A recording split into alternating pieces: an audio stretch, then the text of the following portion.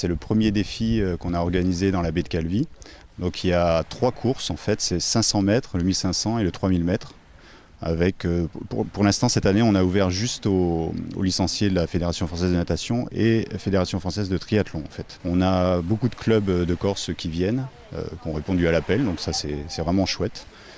Et voilà pour notre première participation, notre première épreuve qu'on va mettre en place ici. Le but aussi était d'organiser, de faire vivre Calvi même et la Balagne, parce que ça va se développer sur Île-Rousse, parce qu'encore une fois, c'est le cercle des nageurs de Balagne.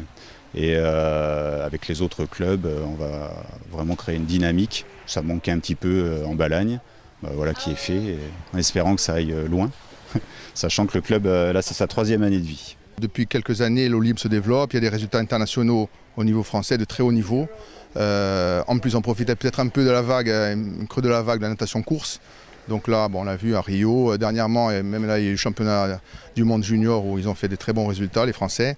Donc encore, c'est une réelle volonté de la Ligue de développer l'eau libre. Donc on a une commission spécifique que je représente et qui s'est fixé comme objectif dans toutes les micro-régions de mettre en place des compétitions comme c'est le cas aujourd'hui. Quels sont les objectifs futurs ? Alors les objectifs, ils sont au nombre de 4. D'abord, dans chaque micro-région, d'avoir des référents pour pouvoir organiser des événements. Il y a l'événement du Valinco qui est là depuis quelques années, qui est un peu le patriarche des compétitions. Là, il y a Calvi, il y a eu au début juillet Casarello, et on essaie toutes ces compétitions de les rendre au format FFN. À partir de là, on pourra organiser une petite Coupe de Corse et pouvoir créer l'émulation auprès des nageurs courses pour pouvoir les tirer petit à petit vers l'eau libre. On peut dire qu'en Corse, les terrains de jeu ne manquent pas à ce niveau-là pour l'eau libre. Qu'est-ce qui a fait que ça a mis finalement autant de temps à se développer ? Autant de temps, tout simplement parce que c'est des mouvements qui se sont développés, qui se développaient pas sur le continent, et qui maintenant ont un engouement. L'engouement, on a pris la vague de ces dernières années. Et donc on essaye vraiment de développer. C'est vrai que tout le monde s'est posé la question de dire pourquoi en Corse, avec le terrain de jeu que l'on a, ça ne s'est pas développé. Je pense qu'il y a des moments où il faut prendre le train, tout simplement. C'est totalement différent de la natation en piscine, puisqu'on se retrouve avec des éléments extérieurs et une eau qui bouge. Il n'y a pas de repère comme dans une piscine et l'effort n'est pas le même puisqu'il n'y a pas les virages d'une piscine qui nous permet de récupérer. Là, on est en nage continu en permanence. Et voilà, c'est une autre façon de pratiquer la natation et après, c'est en fonction des appréciations de chacun. Et c'est votre première course de ce type ? Oui. Non, j'en ai déjà fait une.